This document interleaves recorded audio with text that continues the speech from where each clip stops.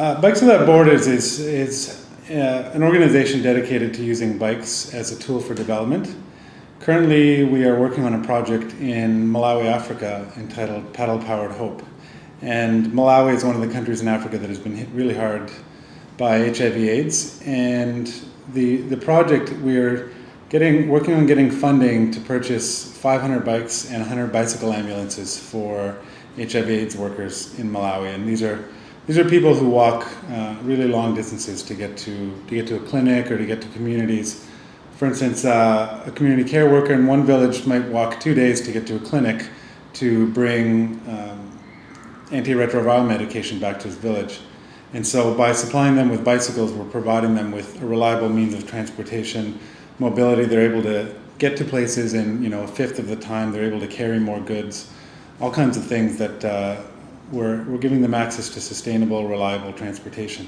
Right. Now, I would have, I'm naive about this, I guess, because I would have assumed that a country like Africa, there wouldn't be a shortage of bicycles or non-motorized vehicles. So why is there a need for bicycles in that country?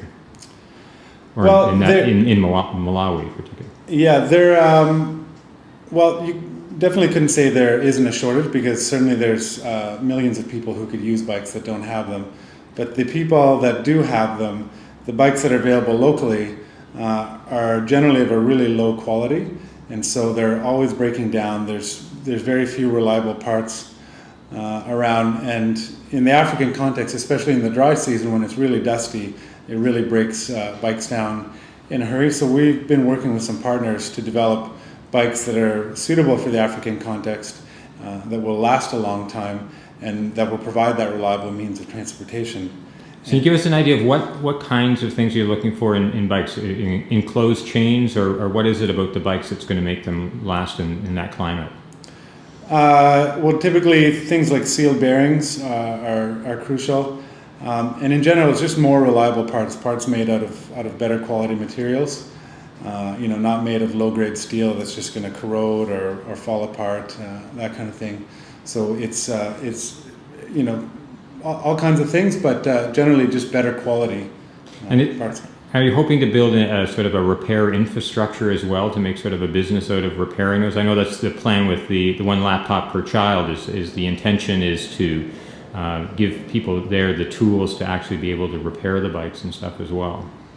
Yeah, absolutely. The intention from the get-go has been to develop local infrastructure to make programs sort of self-sustaining, and that'll happen on a couple of levels. On one level, we are working with a partner in Zambia who is setting up a similar project in Zambia, but they're going to help us with the sourcing of the frames and the parts, and that'll all be brought to Malawi, and then we're going to train local people to be able to assemble the bikes there. But then on the next level, we're also going to be training local people to be able to do bike maintenance, so that in the long term they'll be able to, those people that we train will be able to train other people, and we'll be able to scale up the program so that there's local capacity to both assemble and look after these bikes. Cool. Now you've got an event coming up at the end of May. You want to tell us a bit about that on Toronto Island, right?